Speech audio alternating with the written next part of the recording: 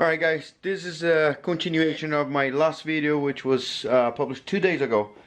We are going to upgrade those OEM injectors. Those came from a Lexus IS 300, which is 240 cc's if I'm not wrong.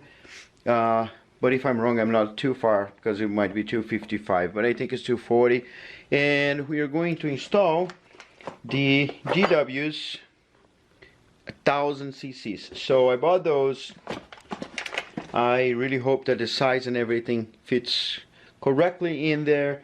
And what we're gonna do is start by removing all the connectors, removing the fuel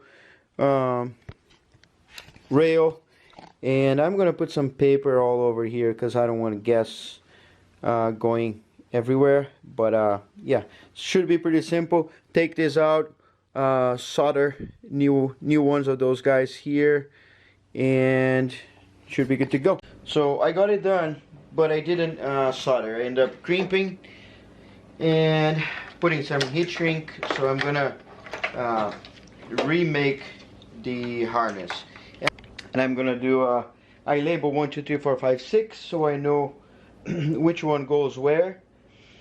This is important because it fires 1st and 6th at the same time, 2nd and 5th, and then 3rd and 4th. So this here, which looks like is the negative, is actually the positive, and the negative is the signal that comes from the ECU. So the ECU sends a negative and say fire, fire, fire, fire, fire, and there we go. So all of those here, if you touch well, let me rewind a little bit. So I put the black ones, black and white, all close to the connector here, to the tab. So all of them should have the black and white close to the tab, close to the tab, close to the tab. Yeah, one more, close to the tab. Yeah, so all of them close to the tab means that the signal coming from the ECU is always going to trigger the ground on the other side of the tab, all of them the same. So I don't need to worry that one of them is going to perform differently because the signal is on the other side. So yeah, we're done there. I'm not going to put the wire loom yet. So now what we're going to do is we're going to remove the fuel rail. But before doing that, I'm going to do like this, just to see if I can save some of this gas from going on my floor. So with the 11 millimeter, I'm going to start. Take it out of here and out of here.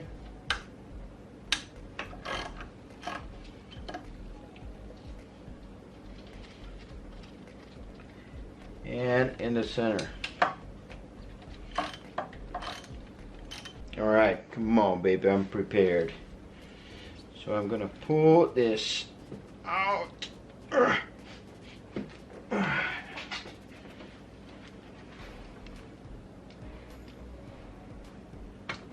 you go. That one is out.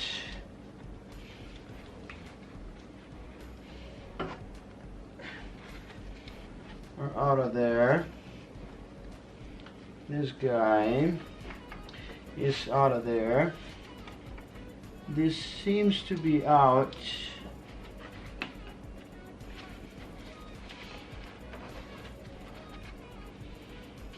Wow. The gaskets I put actually worked, huh? So now let me take these spacers out. That's how they look like. Yes, we have 3 of them. 2. Oh yes. Oh yeah. All the gas coming out. And there you go. So we have the injectors one by one we're gonna take him out, and this is what I did to make the to make it work for me last time, just to make a little space here. It'll work awesome. It's so hard to take it off. We had a little problem. When I was taking the injectors, the O-rings I put last time, they were too big. Being too big, it was too tight. Being too tight, the top of the injectors, 3 of them, got stuck in there. 2 of them, a little piece broke and got in there.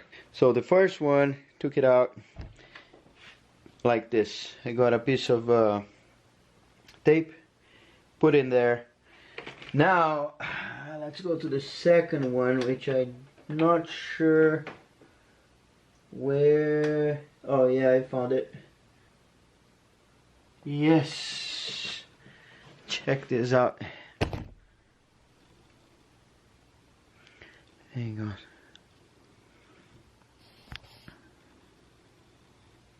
So something that was supposed to be very simple took me hours. I needed to take the intake out. I mean, now I need to torque everything back, and it's going to be not fun, but we'll make it. We'll make it. So I'm gonna torque this back into place and come back when I'm closer to put the injectors in. One thing is, don't force the injectors too much. Try to twist it instead of pull. And that was my mistake. Alright, so oh, wow, that was tough. So they say don't change any gasket, don't do anything. Putting it in here, it is like pretty loose. It just gets in there, and the gasket doesn't even touch anything. So I wonder if I just put this big one here, you know, because it's gonna avoid letting dust and other, like water or whatever it is, get in there. It's not quite a gasket, it's kind of stopper. I'm gonna put it in there, and this is not making the injector not go all the way to the end anyway, so that's gonna be like that. I got this kit because I was about to fix the injectors I had, but you know, took so long to get in here. 3 and 4, so I got all of them. I'm gonna take on the same order they put in here and put on my rail, but I don't think that matters.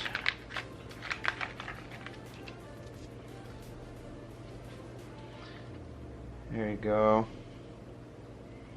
Yeah, see, the bottom one doesn't have one, so I added it. The top one already have a tiny one in here. Yeah, it's just more firm. So their kit comes with a little, I don't know if this is kind of sort of a grease or silicone. So I guess I'm gonna put in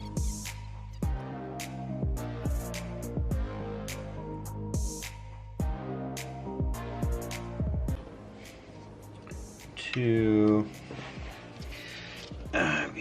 put this thing in here without, oh, so that's the other thing. I need to be sure that there is no gasket. Alright, that looks good. I'm gonna put the spacers there.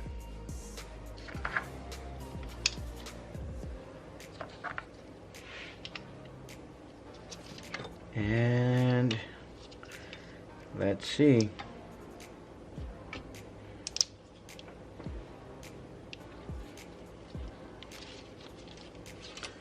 There you go.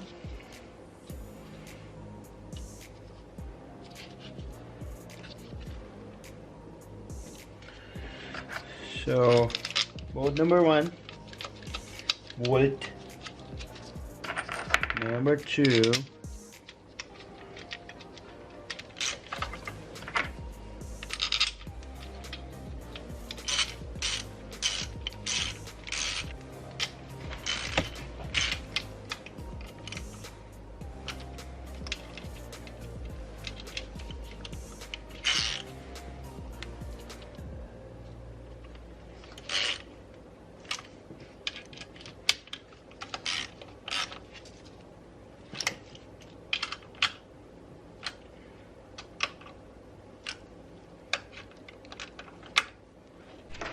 and to finish, we're gonna go back and put our harness in here. We're gonna double check. I am going to double check before calling it good, but there you go. Yeah, some wire looming here, and this thing is gonna be like mint.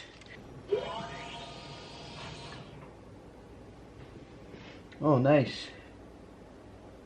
Yeah, there's no gas in here, no gas in here, and ta-na-na-na, no gas in there. Nice. Whoa, that was tough. I mean, the installation of the injectors is pretty simple, pretty straightforward. It was tough because I broke three of those things, and I'm gonna show you. Let me show you exactly what it is. Oh, it hurts everything. So the injector is like this, right? This is the OEM. It's a 240, and see this little thing in front of here? So this year we take it off and put a new one. When I took out of the engine, this stayed in the hole, and the O-ring I put, it was so tight that it didn't want to come off.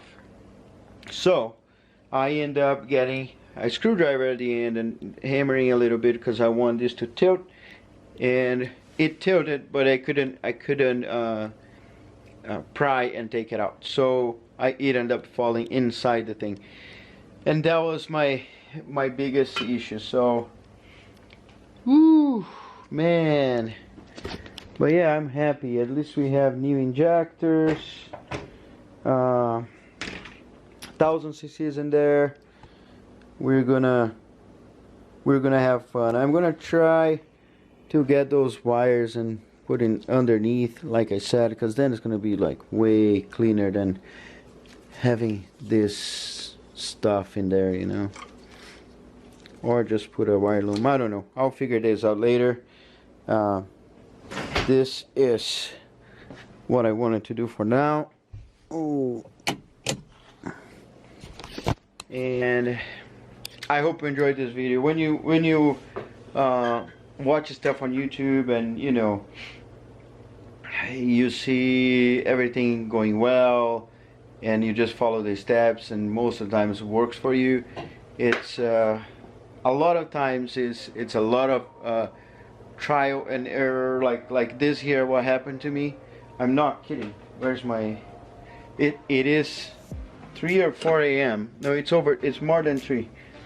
And I started at 10. So, you know, it's like 6 hours just to do something that I was gonna take once and put the other ones and wire real quick.